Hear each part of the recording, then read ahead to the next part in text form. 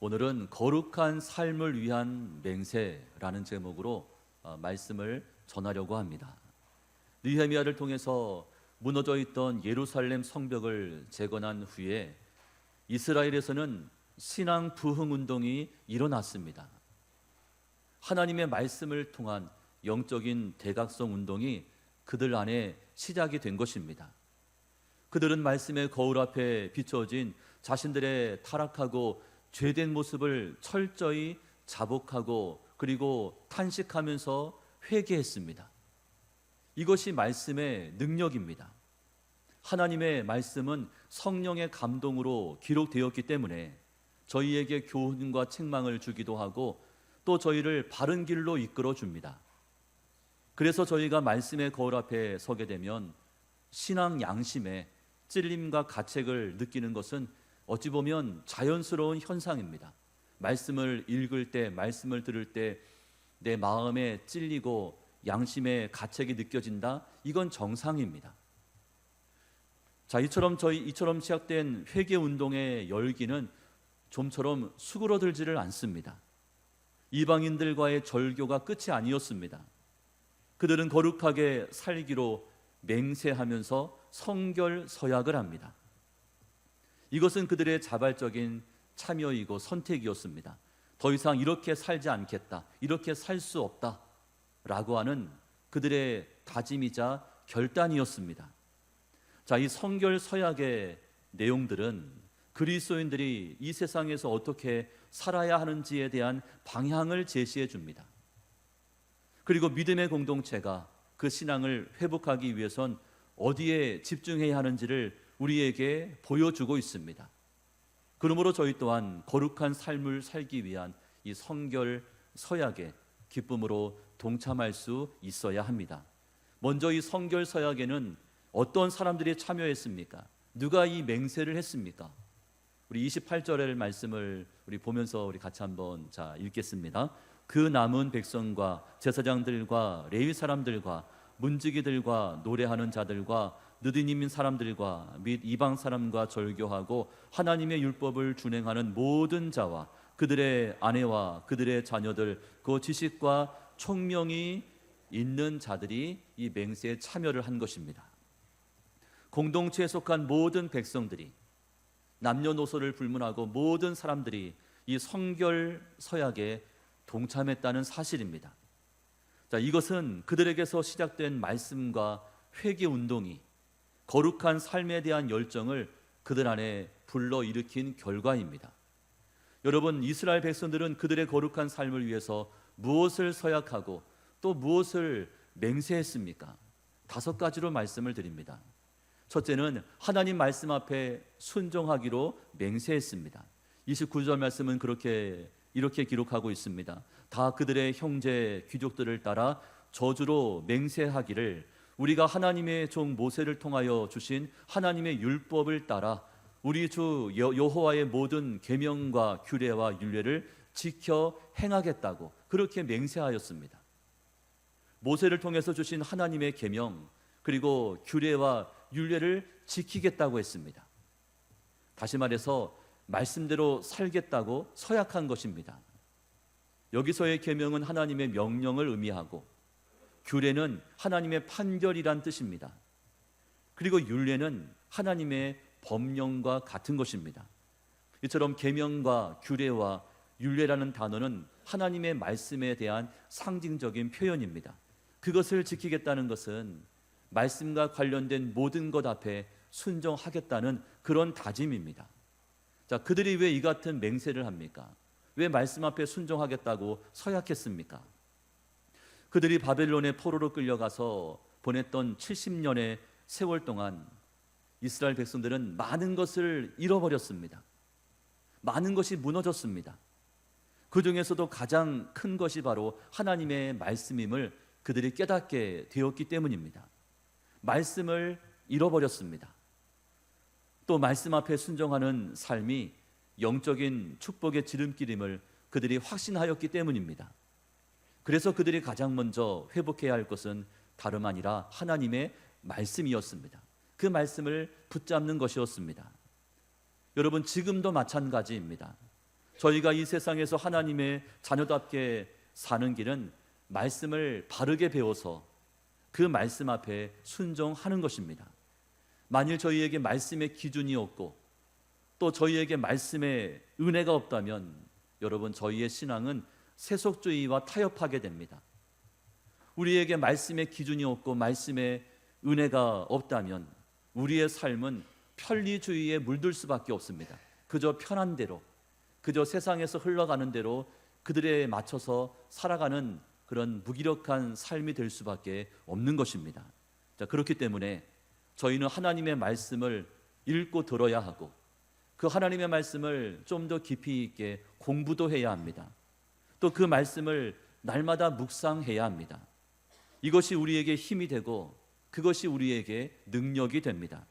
하나님이 날마다 들려주시고 저희에게 허락하시는 그 생명의 양식을 통해서 우리의 속사람을 건강하게 살찌워 가야 하는 줄로 믿으시기를 바랍니다.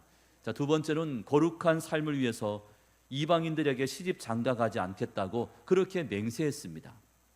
우리 30절에 있는 말씀이요, 우리 보면서 같이 잘 읽겠습니다. 우리의 딸들을 이 땅 백성에게 주지 아니하고 우리의 아들들을 위하여 그들의 딸들을 데려오지 아니하며.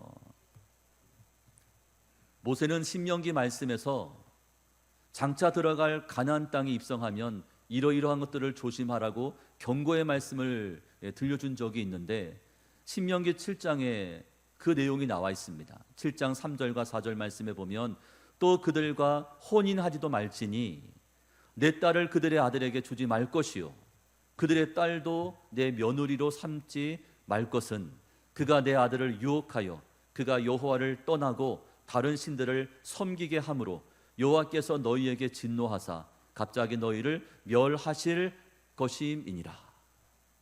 너희가 장차 가나안 땅에 들어가면 거기에 원래부터 살고 있던 가나안 원주민들이 있을 것인데 그들과 혼인하지 말라, 그들과 상종하지 말라, 그들을 가까이 하지 말라. 왜냐하면 그들에게 물들 것이 뻔하기 때문에 만약에 그들과 혼인하게 되고 그들을 가까이 하게 되면 내가 너희에게 진노할 것이고 너희를 멸할 것이다. 이같이 경고의 말씀을 가나안 땅에 들어가기 이전부터 그들 가운데 들려주었습니다. 자, 여호수아서 말씀에는 여호수아가 이제 이 요단강을 건너 가나안 땅에 들어가 그 땅을 정복하게 됩니다. 그리고 12지파에게 땅을 분배했습니다. 그 다음에 여호수아가 백성들에게 이렇게 다시 한번 경고하며 이야기하죠. 여호수아 23장 12절과 13절 말씀에 기록하기를 너희가 만일 돌아서서 너희 중에 남아있는 이 민족들을 가까이 하여 더불어 혼인하며 서로 왕래하면 확실히 알라. 너희의 하나님 여호와께서 이 민족들을 너희 목전에서 다시는 쫓아내지 아니하시리니 그들이 너희에게 올무가 되며 덫이 되며 너희 옆구리에 채찍이 되며 너희 눈에 가시가 되어서 너희가 마침내 너희 하나님 여호와께서 너희에게 주신 이 아름다운 땅에서 멸하리라. 모세와 똑같은 이야기를 하고 있는 겁니다. 그렇게 경고를 했는데도 가나안 땅을 정복하고 땅을 분배받았을 때 그들이 이방인들을 가까이 했습니다. 그들과 혼인을 하는 거예요. 여호수아가 다시 한번 그들을 향해서 이같이 경고했습니다. 그들이 너희에게 올무가 될 것이고 너희에게 덫이 될 것이고 너희 옆구리에 채찍이 될 것이고 너희 눈에 가시가 될 것이다. 지금은 당장 좋아서 혼인하고 결혼하지만 그들이 너희의 발목을 붙잡게 될 것이다 라고 이같이 경고하고 있습니다. 여러분, 이방인들과의 결혼, 또 불신자와의 결혼은 결혼 그 이상의 의미를 가지고 있습니다. 다시 말해서 결혼이란 자신의 배우자와 그 집안이 일평생 섬겨왔던 우상들, 그 신들을 함께 받아들이는 행위입니다. 두 사람만이 결혼하는 것이 아닙니다. 집안과 집안의 결합입니다. 그 집안의 모든 것들을 내가 용납하고 받아들이겠다는 것이 결혼입니다. 자, 이런 식으로 이방인과 결혼하게 되면 자, 그들의 종교, 그들의 사상에 물이 들거나 타협할 수밖에 없습니다. 하나님의 백성으로서의 거룩한 삶을 더 이상 유지하기가 어렵다는 것이죠. 둘 중에 하나만 믿으면 얼마나 힘든지 몰라요. 결국에는 믿지 않는 쪽으로 쏠릴 수밖에 없습니다. 또한 이방인에게 시집장가 보내지 않겠다는 이 서약과 맹세는 세상에서 얻을 수 있는 그 모든 유익과 즐거움을 내가 포기하겠다, 그런 뜻을 가지기도 합니다. 세 번째로 거룩한 삶을 위해서 안식일을 지키겠다고 맹세했습니다. 자, 31절 말씀인데요. 우리 31절 우리 같이 잘 읽겠습니다. 혹시 이 땅 백성이 안식일에 물품이나 온갖 곡식을 가져다가 팔려고 할지라도 우리가 안식일이나 성일에는 그들에게서 사지 않겠고 일곱째 해마다 땅을 쉬게 하고 모든 빚을 탕감하리라 하였고. 여러분, 안식일에는, 지금으로 말하면 주일에는 하나님과의 바른 관계를 회복하는 그 일에 집중해야 합니다. 한 주간은 세상에서 살지 않습니까? 월요일부터 토요일까지는. 그리고 거룩한 안식일을 맞아, 거룩한 주일을 맞아서 하나님 앞에 나와서 무엇에 집중해야 합니까? 하나님과의 관계 회복에 집중해야 합니다.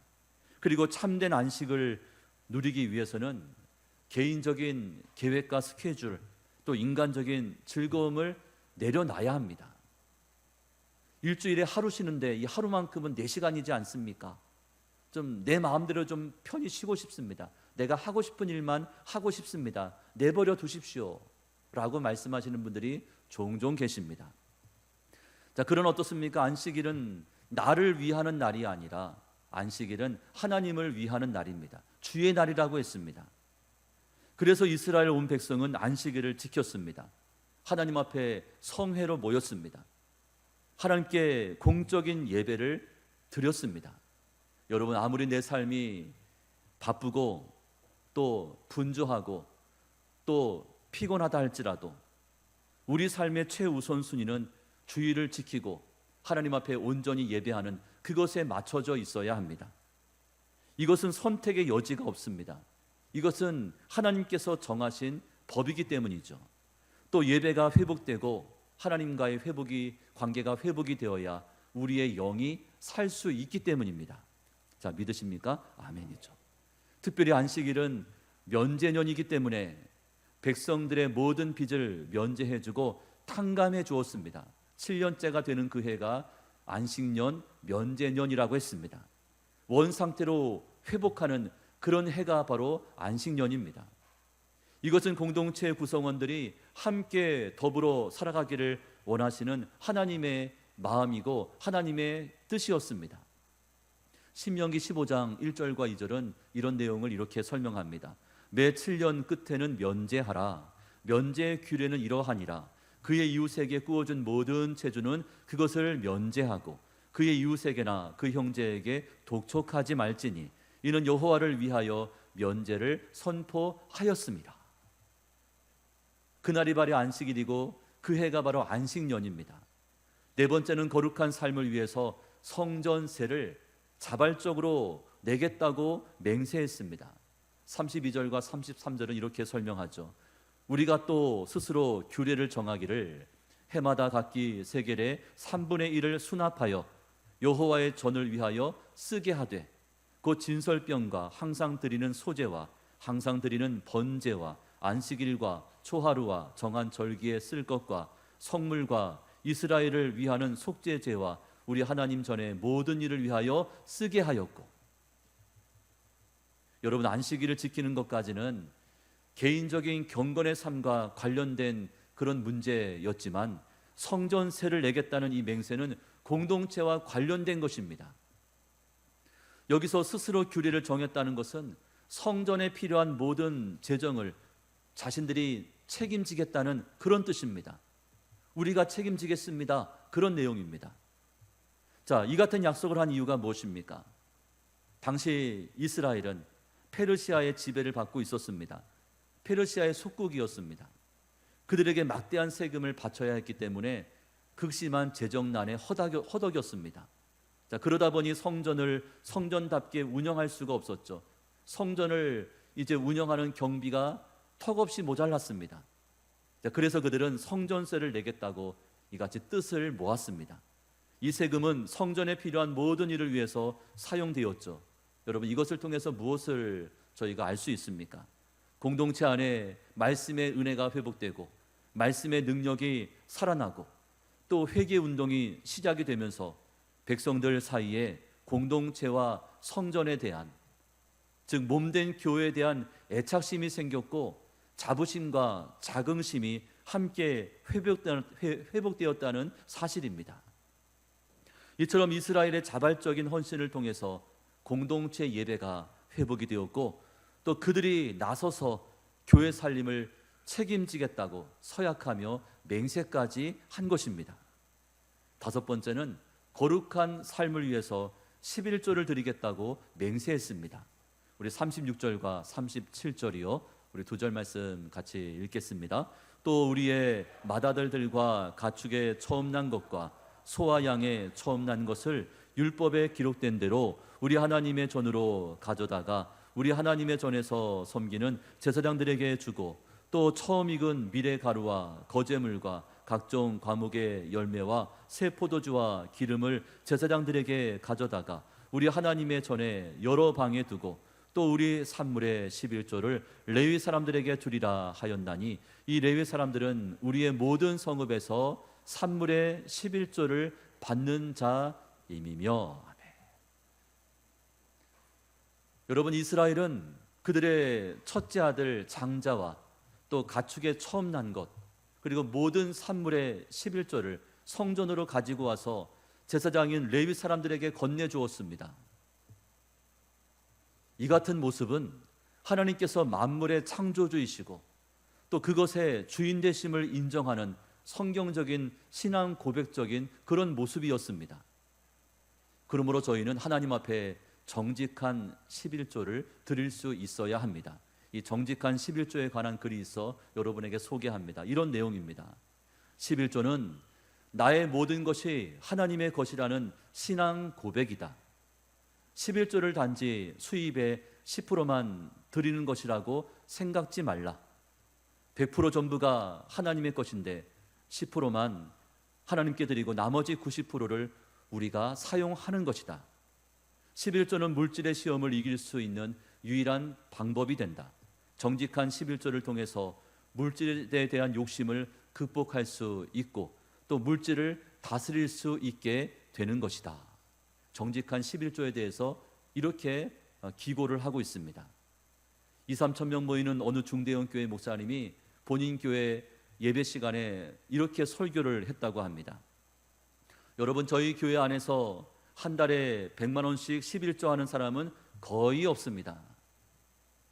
그 대신 온전한 11조를 하는 사람은 이제 100명이 넘었습니다. 여러분, 저희 교회에 하나님의 은혜가 이처럼 넘쳐나고 또 참된 부흥이 있는 것은 하나님 말씀에 순종하여 온전한 11조를 드리는 사람이 100명을 넘었기 때문입니다. 온전한 11조는 누가 할 수 있습니까? 온전한 믿음을 가진 사람이 할 수 있는 것입니다. 돈 그 자체는 힘이 없지만 온전한 믿음에는 힘과 권세와 능력이 있습니다. 결국 11조의 관건은 돈이 아니라 믿음입니다. 교회 안에 온전한 11조 하는 성도가 많아지면 많아질수록 저희 교회는 훨씬 더 성숙한 교회로 그리고 부흥하는 교회로 아름답게 세워질 것입니다. 온전한 11조가 왜 중요한지를 이같이 설명하는 그런 설교 내용입니다. 바라기는 저희 또한 성경적인 물질관을 회복해야 합니다. 여러분, 성경적인 물질관이 회복되어야 하나님이 저희에게 물질의 은사도 주시고 그리고 경제의 복을 허락하지 않겠습니까? 성경적인 물질관이 내 안에 정립이 되지 않은 상태에서 하나님께서 물질의 은사를 주실 리가 없습니다. 경제의 복을 허락하실 리가 없습니다. 왜? 엉뚱하게 사용해 버리니까. 잘못된 가치관을 가지고 있기 때문입니다. 나의 모든 소유가 하나님에게서 왔음을 인정하는 것입니다. 또한 그것이 하나님의 것임을 어떻게 표현할 수 있습니까? 정직한 11조를 통해서 온전한 11조를 통해서 자신 있게 이 같은 우리의 믿음을 고백할 수 있어야 하는 것입니다. 이제 말씀을 정리합니다. 이스라엘 백성들은 예루살렘 성벽 재건을 마친 후에 하나님의 말씀을 중심으로 영적인 신앙 재건에 박차를 가했습니다. 그리고 거룩한 삶을 위해서 서약하고 맹세까지 했습니다. 자, 거룩한 삶에 대한 백성들의 서약과 맹세는 결국 하나님의 말씀 따라 살겠다는 그들의 결단이었습니다. 그리고 그것을 실천하기 위해서 기꺼이 값을 지불하고 그들은 헌신했습니다. 당시 그들의 경제적인 형편이 어려웠던 점을 감안해 본다면 이 서약과 헌신은 매우 놀라운 일이었습니다. 자, 무엇이 이것을 가능케 했습니까? 그들로 회개하며 또 맹세하고 헌신하게 만든 것이 무엇입니까? 여러분, 이 모든 것의 출발점에는 하나님의 말씀에 대한 간절함이 있었고 그리고 사모함이 있었습니다. 말씀의 은혜와 능력이 그들 심령에 영적인 불을 지폈습니다. 여러분, 저희도 말씀에 대한 간절함 또 말씀에 대한 사모함을 다시금 회복하셔야 합니다. 말씀의 은혜를 회복하고 또 말씀의 능력을 회복해야 하는 줄로 믿습니다. 광고 드린 것처럼 이제 9월 첫 번째 주일부터 제6기 양육반이 시작이 됩니다. 이미 제자대학을 졸업하신 분들 이제 5년이 지났는데 안심하고 있는, 난 졸업했으니까 난 다 된 거야, 나한테 더 이상 이야기하지 마, 난 졸업했어. 여러분, 돌이켜보면 어떻습니까? 그래도 그때가 좋았죠.